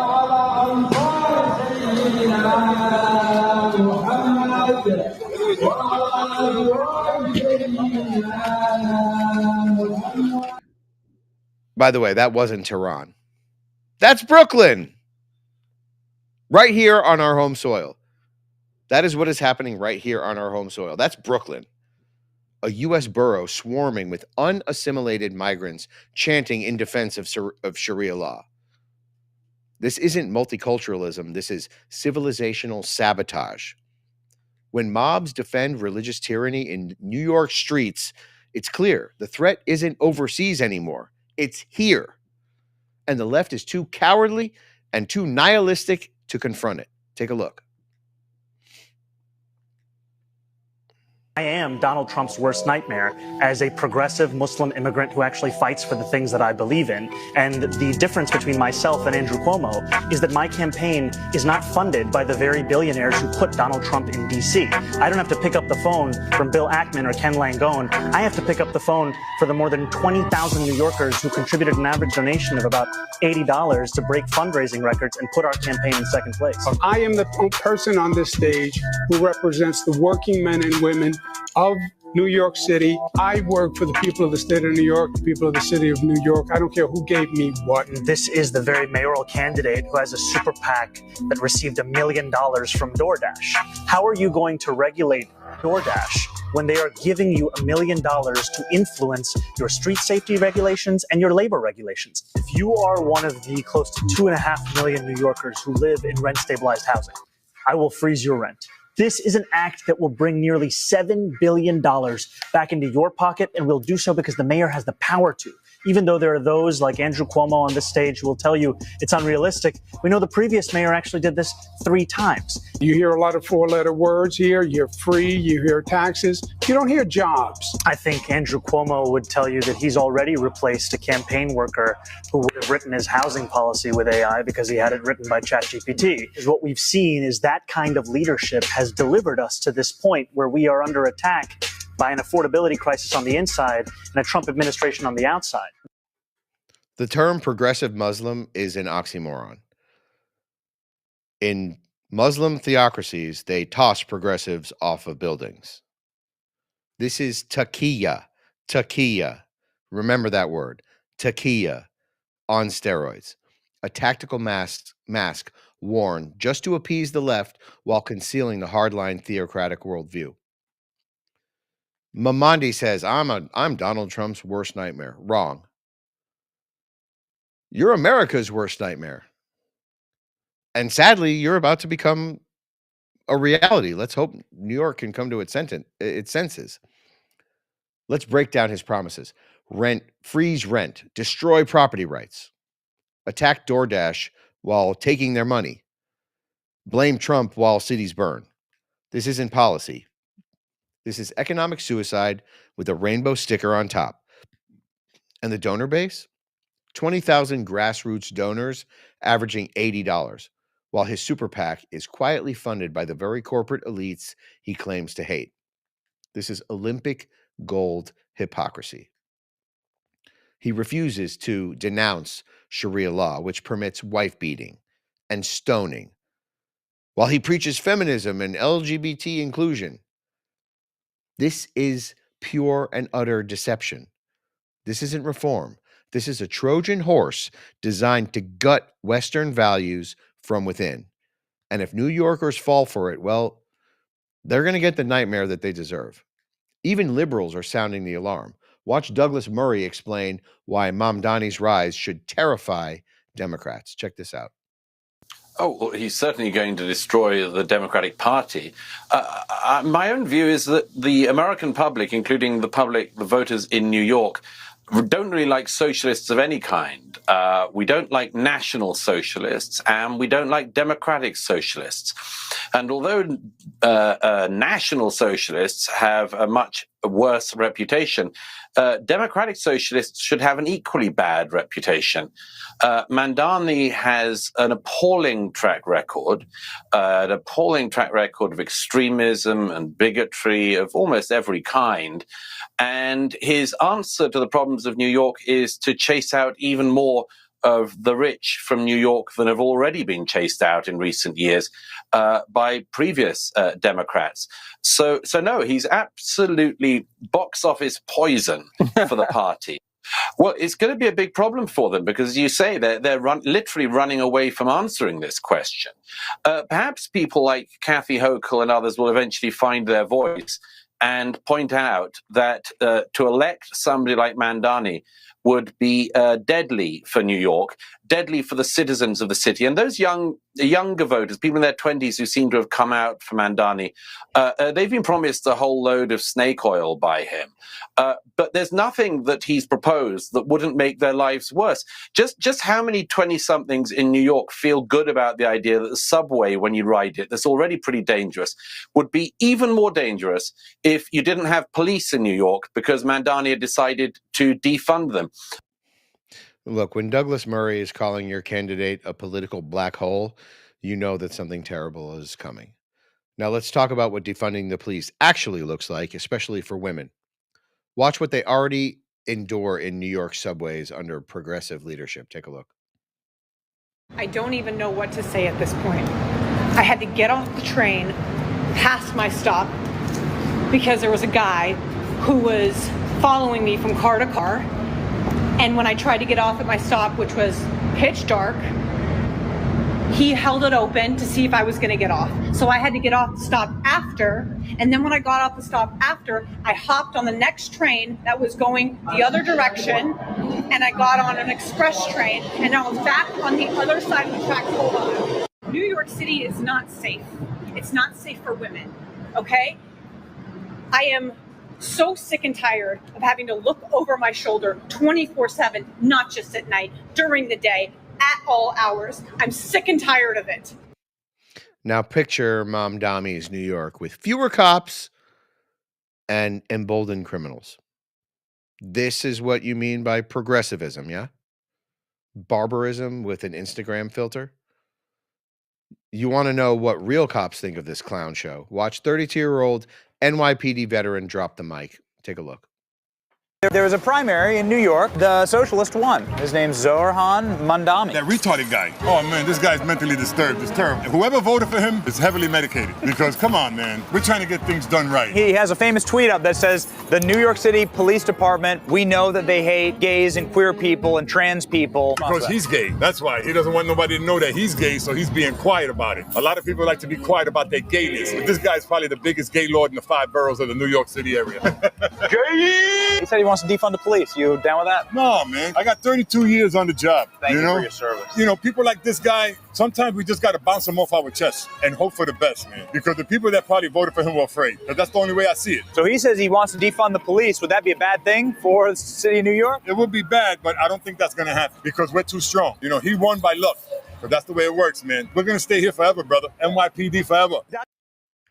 See, that's the kind of grit that I associate with New York. Not this weird rainbow flag, LGBT TV, LGTV, LMNOQP stuff that's happening right now. Like not this weird Sharia law stuff, not the, getting on your knees in Brooklyn, with a million people trying to like pray to Allah. That's a review from the street from a cop. Only someone hopped up on ideology or pills could campaign on less protection while crime is literally exploding. Let's call it what it is. Mamdani isn't just soft on crime. He's soft on barbarism. He's dishonest about his faith and dangerously aligned with the agenda that dismantles the West one city at a time. And if New York falls for it, every other city is next. So the question remains, is Mamdani more Muslim or is he more socialist? It's a trick question. They're both catastrophic. And I would say he's the worst of both worlds. He preaches progress, but refuses to denounce laws that call for stoning women and killing infidels. He bashes capitalism while cashing corporate checks. He demands you freeze rent while his buddies torch your neighborhoods. He's not a candidate. He's a Trojan horse for theocratic Marxism in a Brooklyn hoodie. Let's be clear. Mamdani's entire campaign is taquilla wrapped in rainbows. Look it up, taquilla. It's a thing. He tells New Yorkers what they want to hear while hiding what he truly believes. He plays dumb about Sharia law while mobs shut down truth in the streets. This isn't multiculturalism. This is civilizational unaliving oneself with a progressive logo. This is the future of New York. And the city won't survive this. So here's my final question. Should someone who refuses to denounce Sharia law be allowed to run for office in the United States? Yes or no? Light up the comments. You know you want to. And if you stand for civilization over socialism, hit the merch shop and wear your sanity proudly, because this isn't politics anymore. This is survival. Check us out at shop.nextnewsnetwork.com. Shop.nextnewsnetwork.com. Now let's hit the chats. Hell no. I got a lot of hell no's. I got a lot of hell no's over here. We got Salty Nationalist, Patricia, but another Patricia, Sabrina. Everyone says hell no. You should not be allowed to run for office if you will not denounce Sharia law. Jose Alberto says typical Dem behavior too. It's why they all get along. You know what? Let me just riff for a minute. You are absolutely right. This is an unholy alliance between the left and Islam. It's insane. It is absolutely insane, but it only looks insane from the outside because the ideologies are so diametrically opposed, right? In Muslim countries, they throw gays off of buildings. In progressive circles, they fight anything that seems dogmatic or anything like that. We got the dogmatic Muslims. We have the atheist trans activists or whatever. Why do we have things like queers for Palestine? Because they throw queers off of buildings in Palestine. I don't truly believe there is such a place. It's a disputed territory. So I always like to refer to it as the disputed territories known as Palestine, but I digress. Why do they get along with each other? It is because they have one goal that the one goal that they have in common is their absolute and utter hatred of the West. Their utter hatred for freedom, for a republic, for real democracy. You notice how they talk about democracy. It's just the end of democracy. Trump is going to be the end of democracy. Yet when he gets duly elected, they kick and scream like little babies. This is the one thing that the Muslims and the radical left have in common. They hate the West. They're nihilists. They revere death, not life. All right, let's go to our I'm going to get off my soapbox right now. Let's go to our historical trivia answer. Which landmark court case first established parental rights in directing their children's education? The answer is C. Pierce versus the Society of Sisters in 1925. Pierce versus the Society of Sisters established that parents have the fundamental right to direct their children's education, the precedent that just protected parents from LGBT indoctrination.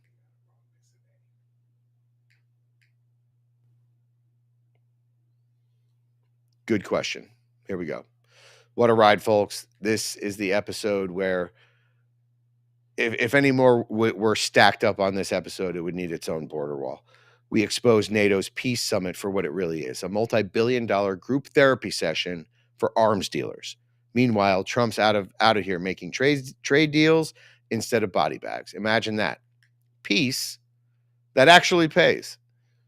Then the Supreme Court decided to stop playing footsie with tyranny and handed Trump the keys back. 1 week, 2 nuclear rulings, presidential power restored, and parental rights uncaged.